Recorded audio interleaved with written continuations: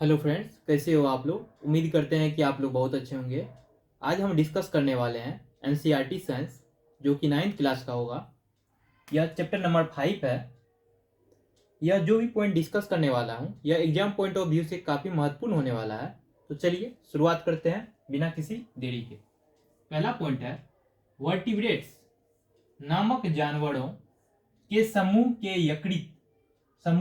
यकृत कोशिकाओं में SER स्मूथ इंडोप्लाज्मिक रेटिकुलम कई पॉइजन्स एंड ड्रग्स को डिटॉक्सिफाइंग करने में महत्वपूर्ण भूमिका निभाते हैं। जो वर्टिब्रेट्स नामक जानवर होते हैं के समूह के यकृत कोशिकाओं में स्मूथ इंडोप्लाज्मिक रेटिकुलम कई पॉइजन्स और ड्रग्स को क्या करते हैं, डिटॉक्सिफाइंग करने में महत्वपूर्ण भूमिका निभाते हैं। ओके, नेक्स्ट पॉइंट है गोल्जी एपार्टस।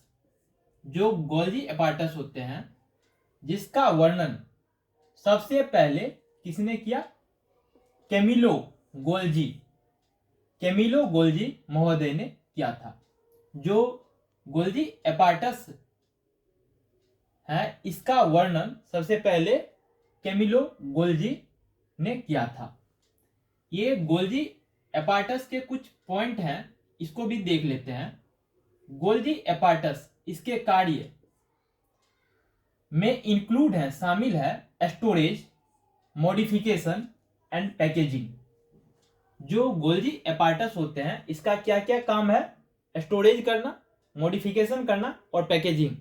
यह एग्जाम पॉइंट ऑफ व्यू से काफी महत्वपूर्ण है। आपसे पूछ लिया जाएगा कि गोल्जी एपार्टस के क्या काम होते हैं, तो पैकेजिंग करना, मॉडिफिकेशन करना, स्टोरेज करना।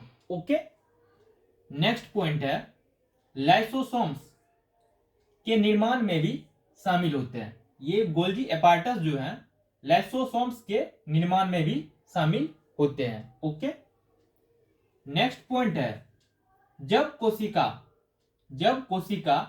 क्षतिग्रस्त हो जाती है तो लाइसोसोम फट सकते हैं।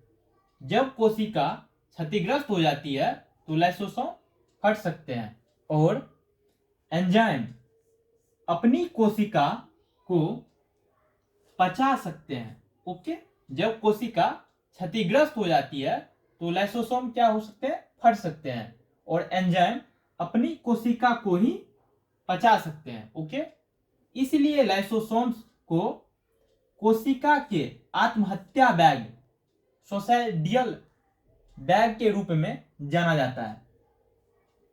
तो आपसे क्वेश्चन पूछ लिया जाएगा कि लाइसोसोम्स को और दूसरे नाम से क्या जाना जाता है, तो आत्महत्या बैग, सोसाइडियल बैग के नाम से जाना जाता है। इस पॉइंट को ध्यान में रखना है, ये सोसाइडियल बैग जो है इसको ध्यान में रखना है। जब कोशिका क्षतिग्रस्त हो जाती है तो लाइसोसोम फट सकते हैं। ओके, और एंजाइम अपनी कोशिका को पचा सकते हैं। इसलिए लाइसोसोम्स को कोशिका के आत्महत्या बैग के रूप में जाना जाता है।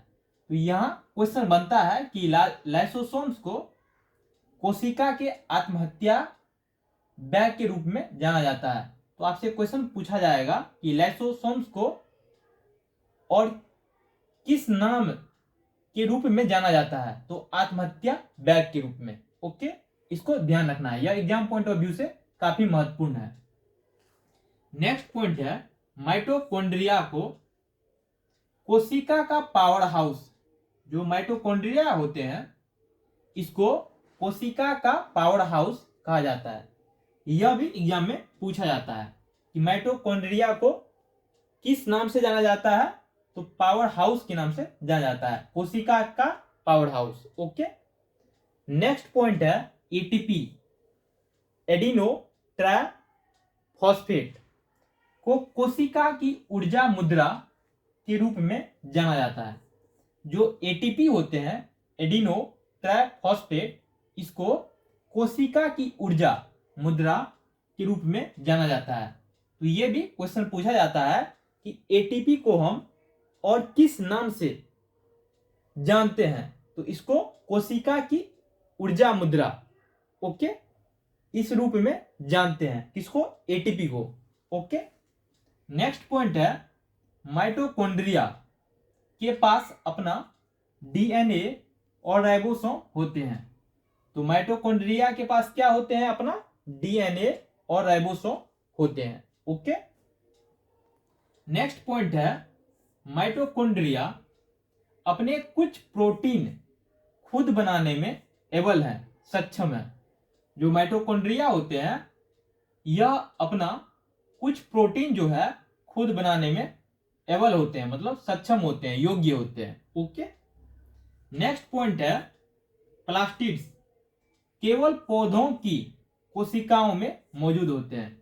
जो प्लास्टिड्स होते हैं कहां मौजूद होते हैं? केवल पौधों की कोशिकाओं में। पहला है क्रोमोप्लास्ट। जो क्रोमोप्लास्ट होते हैं यह कलर्ड प्लास्टिड्स होते हैं, मतलब रंगीन प्लास्टिड्स होते हैं। ओके। और दूसरा है ल्यूकोप्लास्ट, व्हाइट या कलरलेस प्लास्टिड्स। तो यहां से एग्जाम में क्वेश्चन पूछा जाता है जो ल्यूकोप्लास्ट होते हैं यह किस तरह के प्लास्टिड्स होते हैं? तो व्हाइट या कलरलेस रंगहीन प्लास्टिड्स होते हैं। ओके। ये प्लास्टिड्स जो होते हैं किसमें मौजूद होते हैं? केवल पौधा की कोशिकाओं में। ओके। तो इसको ध्यान रखना है। नेक्स्ट पॉइंट है क्लोरोप्लास्ट। पौधों में फोटोसिंथेसिस, जो क्लोरोप्लास्ट होते हैं पौधों में फोटोसिंथेसिस के लिए महत्वपूर्ण है, इंपॉर्टेंट है। क्लोरोप्लास्ट में क्लोरोफिल के अलावा, जो क्लोरोप्लास्ट होते हैं इसमें क्लोरोफिल के अलावा वेरियस, मतलब बहुत ज्यादा, येलो और ऑरेंज पिगमेंट भी पाए जाते हैं। जो क्लोरोप्लास्ट होते हैं यह पौधों में फोटोसिंथेसिस के लिए महत्वपूर्ण है। और क्लोरोप्लास्ट में क्या होते हैं? क्लोरोफिल, और इसके अलावा येलो और ऑरेंज पिगमेंट भी मौजूद होते हैं। ओके। नेक्स्ट पॉइंट है प्लास्टिड्स में भी अपना डीएनए और राइबोसोम होते हैं। जो प्लास्टिड होते हैं, प्लास्टिड्स, इसमें अपना डीएनए और राइबोसोम होते हैं। ओके। नेक्स्ट पॉइंट है वैक्यूल। वैक्यूल्स प्लांट में बहुत बड़े होते हैं एंड एनिमल्स में छोटे होते हैं। जो वैक्यूल्स होते हैं प्लांट में बहुत बड़े होते हैं और एनिमल्स में, जंतु में छोटे होते हैं। तो यहां से भी क्वेश्चन पूछा जाता है कि वैक्यूल्स जो होते हैं एनिमल्स में बड़े होते हैं या छोटे होते हैं? तो आपको आंसर क्या करना है? एनिमल्स में छोटे होते हैं, लेकिन प्लांट में जो होते हैं बहुत बड़े होते हैं। ओके। नेक्स्ट पॉइंट है वैक्यूल्स में amino acid, sugars, various organic acids and some proteins होते हैं। वैक्यूल्स में क्या क्या मौजूद होते हैं? Amino acid, sugars and various organic acids and some proteins. Okay. तो इसको भी ध्यान रखना है। ओके। नेक्स्ट पॉइंट है सेल जीवित जीवों की मौलिक संरचनात्मक इकाई है। जो सेल होते हैं यह जीवित जीवों की मौलिक संरचनात्मक इकाई है। यह लाइफ की बेसिक फंक्शनल यूनिट होती है। यह लाइफ की बेसिक फंक्शनल यूनिट भी है। जो सेल होते हैं यह जीवित जीवों की मौलिक संरचनात्मक इकाई है। ओके। और जो सेल होते हैं कोशिका, यह लाइफ की बेसिक फंक्शनल यूनिट भी है। ओके। नेक्स्ट पॉइंट है सेल डिवीजन। सेल डिवीजन के दो टाइप्स होते हैं, टू टाइप्स होते हैं।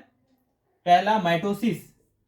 जो माइटोसिस होते हैं सेल डिवीजन की वह प्रक्रिया जिसके द्वारा अधिकांश कोशिकाएं वृद्धि के लिए विभाजित होते हैं। जो माइटोसिस होते हैं यह सेल डिवीजन की वह प्रक्रिया है जिसके द्वारा अधिकांश कोशिकाएं वृद्धि के लिए विभाजित होते हैं। ओके, नेक्स्ट पॉइंट है मियोसिस, जो फर्टिलाइजेशन के बाद संतान को जन्म देते हैं। मियोसिस नामक एक अलग प्रक्रिया द्वारा विभाजित होते हैं। जो मियोसिस होते हैं जो फर्टिलाइजेशन के बाद संतान को जन्म देते हैं, मियोसिस नामक एक अलग प्रक्रिया द्वारा विभाजित होते हैं। ओके, तो thank you friends, hope you will learn something new. इस वीडियो में इतना ही। यह चैप्टर नंबर 5 का पार्ट 3 है और इस वीडियो के साथ यह पार्ट खत्म होता है, यह चैप्टर खत्म होता है।